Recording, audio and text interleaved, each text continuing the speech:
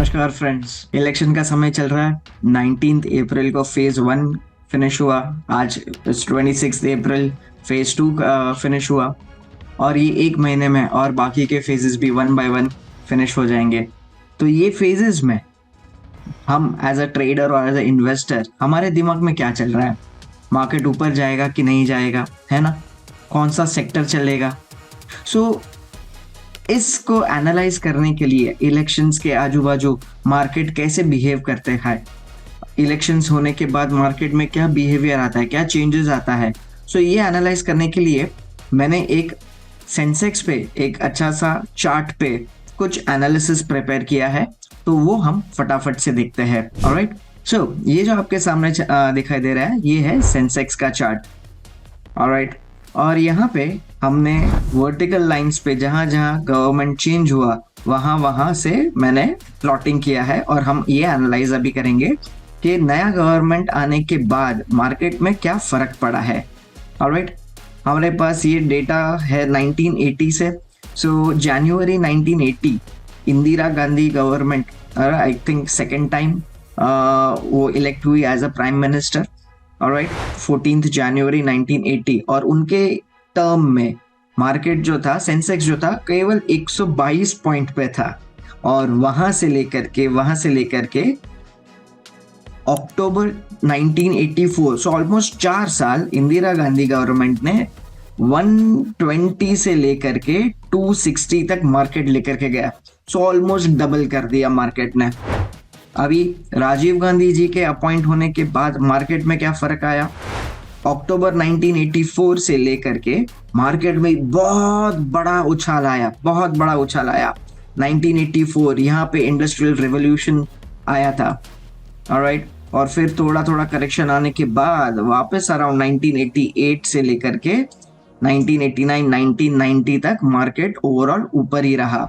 सो राजीव गांधी जी के गवर्नमेंट में 277 पॉइंट्स का इंडेक्स जो था वो हो गया 700 पॉइंट का इंडेक्स। ये बहुत ही बड़ा तेजी है। ऑलराइट, अभी उनके असैसिनेशन के बाद वीपी सिंह साहब की government I in the month of November 1989 और सिंह साहब के गवर्नमेंट के बाद मार्केट शुरुआत में तो बहुत ही फ्लैट रहा था, लेकिन जून जुलाई 1990 के बाद मार्केट में बहुत बड़ा बूम आया। आप सब जानते होंगे कि ये 1990 में मार्केट में सबसे बड़ा डॉन कौन था जो सबसे एक्टिव था। यस, हर्षद मेहता जी का टाइम यहाँ से शुरुआत हो रही है जहाँ पे मार्केट ने बहुत ही बड़ी तेजी आई।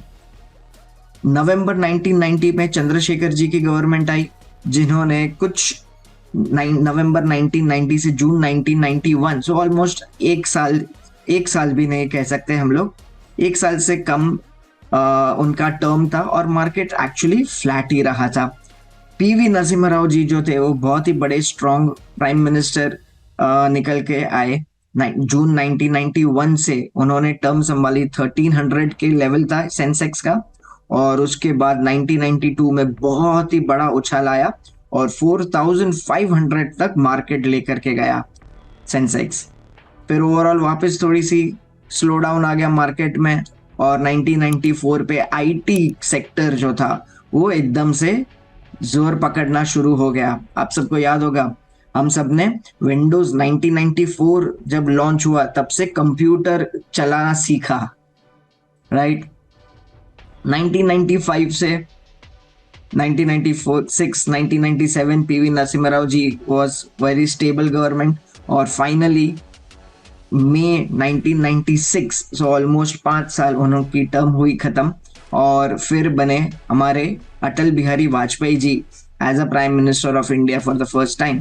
और उनकी गवर्नमेंट कुछ ज़्यादा टिकी नहीं, तुरंत ही एक आध महीने के अंदर अंदर उनकी गवर्नमेंट गिर गई और फिर HD देवेगौड़ा साहब जी ने प्राइम मिनिस्टरशिप संभाली। इंटरेस्टिंग चीज ये है कि उनके प्राइम मिनिस्टर बनने के बाद मार्केट में एक्चुअली एक अच्छा सा करेक्शन आया जहां पे 4000 का जो सेंसेक्स था वो 2800, सो ऑलमोस्ट 40% जितना डिक्लाइन हो गया, लेकिन रिकवर भी हो गया और फाइनली वैसे देखा जाए तो उनके टर्म में सेंसेक्स जो था वो ऑलमोस्ट फ्लैट ही था, जहां से शुरू हुआ वहीं पे खत्म हो गया। फिर अप्रैल 1997 में आए आई के गुजराल साहब as prime minister of India. तो उनके गवर्नमेंट के उनके टर्म में भी सेंसेक्स ने कुछ ज्यादा गिरावट या उछाल देखा नहीं गया। It was almost very flat. And again in the month of March 1998 अटल बिहारी वाजपेयी जी वापस एक एकदम से स्ट्रॉन्ग गवर्नमेंट फॉर्म करके प्राइम मिनिस्टर बने। और उनके प्राइम मिनिस्टरशिप संभालने के बाद अगेन आप देखो तो मार्केट 4200 से गिर के आया 2800 तक। और फिर वापस उन्होंने स्टेबलाइज किया, मार्केट वापस से एकदम से पीक पकड़ना शुरू किया और मार्केट ऊपर जाता गया और वापस नीचे करेक्शन आया। 2000 मिलेनियम ईयर, यहाँ पे एक बड़ा सा जो आईटी का जो बूम आया था वो कहीं ना कहीं Y2 के बग से वो एक क्रैश आ गया था। और पूरा आईटी सेक्टर और यहाँ पे केतन पारेख का स्कैम भी इन्हीं दिनों में 1999 2000 इन्हों दिनों में बाहर आया था। और फिर उनकी वजह से मार्केट में वापस एक बड़ा सा करेक्शन देखने को मिला। और वो करेक्शन के बाद इन द ईयर 2002 2003 के बाद वापस एक बहुत ही बड़ी rally I. And towards the end of his term नई सरकार बनी। और इस बार मई 2004 में कौन सी सरकार बनी? मनमोहन सिंह जी की सरकार बनी, कांग्रेस गवर्नमेंट, यूपीए गवर्नमेंट बनी। और उनके उनके अनाउंस होने के बाद मार्केट में थोड़ा सा गिरावट आई।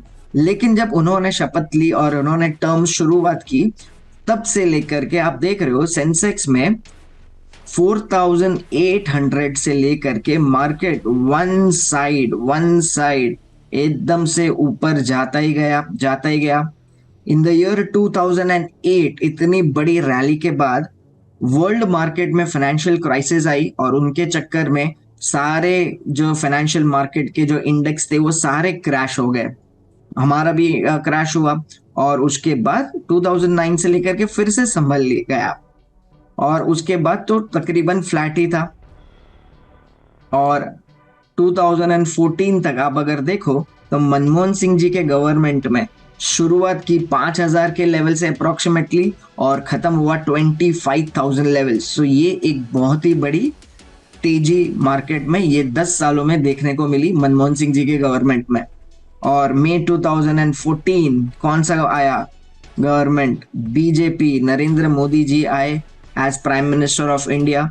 और वहां से लेकर के 2015 थोड़ा शुरुआत में थोड़ा सा डाउन ट्रेंड हुआ था, लेकिन उसके बाद एक बड़ी सी वापस तेजी देखने को मिली।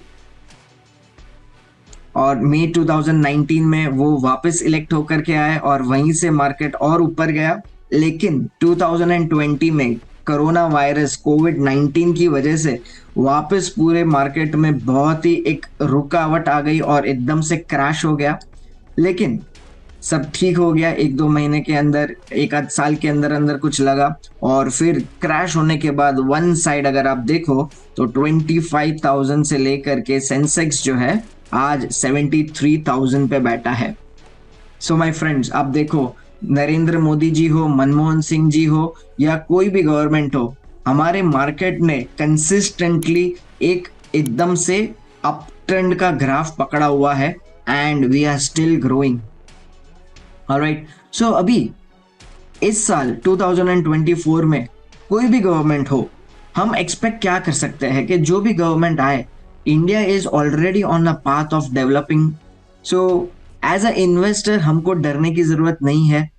We simply have to invest for long term. But अभी ये महीनों के अंदर शॉर्ट टर्म में इन्वेस्टमेंट का टाइमिंग जो है ना वो बहुत ही इंपॉर्टेंट है। तो क्या कर सकते हैं? तो इसके लिए अगर आपको ये चीज समझ में आए तो अब चलते हैं निफ्टी के चार्ट पे। सो माय फ्रेंड्स, ये जो अभी आपके सामने दिखाई दे रहा है वो निफ्टी का वीकली चार्ट है। और आज वीकली खत्म हुआ तो आप देखो लास्ट 4 वीक से आप छोटी छोटी कैंडल्स देख रहे हो। यहाँ पे ये जो छोटी छोटी कैंडल्स है इनको कहा जाता है डोजी कैंडल्स। डोजी एक जापानीज वर्ड है जिसका मतलब होता है अनसर्टेनिटी, मतलब कुछ बोल नहीं सकते।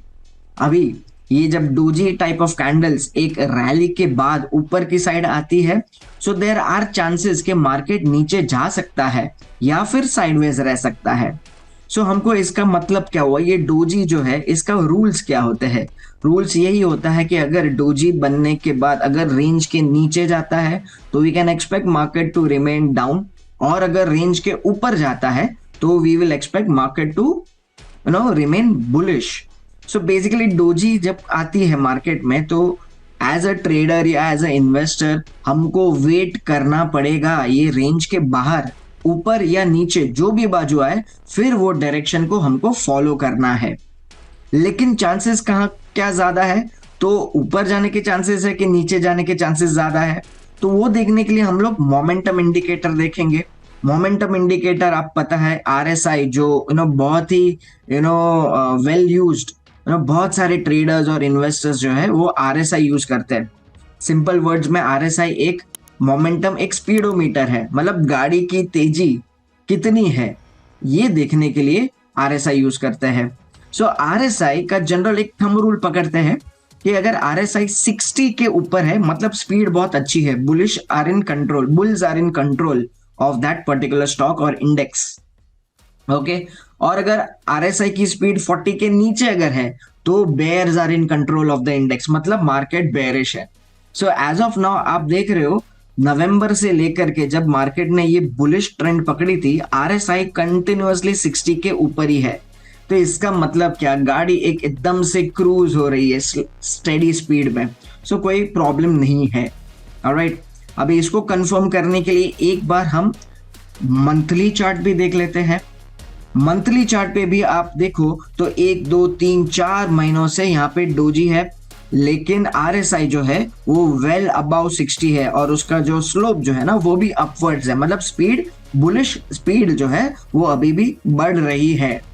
सो लुकिंग एट वीकली और मंथली चार्ट ऑफ निफ्टी, हमको ये समझ में आता है कि बॉस बुल्स अभी फुल कंट्रोल में है, तो मार्केट अभी थोड़ा सा अपसाइड के बायस में ही रहेगा। तो कभी भी अगर डिप्स आता है तो that dips can be used for investors two by. अभी जनरली अभी यही सेम चीज हम बैंक निफ्टी का चार्ट पे भी देख लेते हैं। सो ये रहा बैंकिंग इंडेक्स का मंथली चार्ट। अभी आप देखो मंथली चार्ट बैंकिंग इंडेक्स में जो स्पीड जो है ना वो 60 के ऊपर और अभी भी ऊपर की तरफ फेस हो रहा है। ये मोमेंटम इंडिकेटर बता रहा है कि बैंक निफ्टी ने अभी भी बुलिश स्पीड पकड़ना शुरू किया है।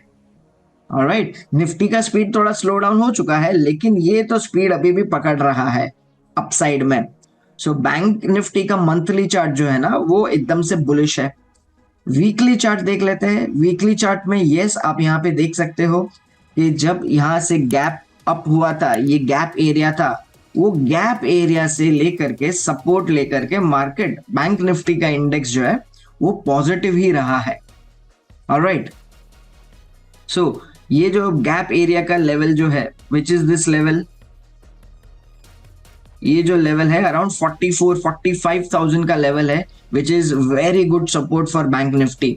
और एक्सपेक्टेशंस यही है looking at the momentum indicator RSI, और जिस तरीके से गैप अप करके ऊपर में टिका करके रखा है, there is very high chance के बैंक निफ्टी जो है वो अभी मार्केट में थोड़ा सा परफॉर्मिंग बैंकिंग स्टॉक जो है वो आउट परफॉर्म करना शुरू कर सकता है। आई होप मेरा जो आपका आज का जो मैंने आपको जो पूरा हिस्ट्री बताया वो आपको पसंद आया हो, और अगली वीडियो में मैं आपको बताऊंगा कि ये सारे में कौन से सेक्टर अभी आपको लेने चाहिए। Till then have a great time. जय हिंद।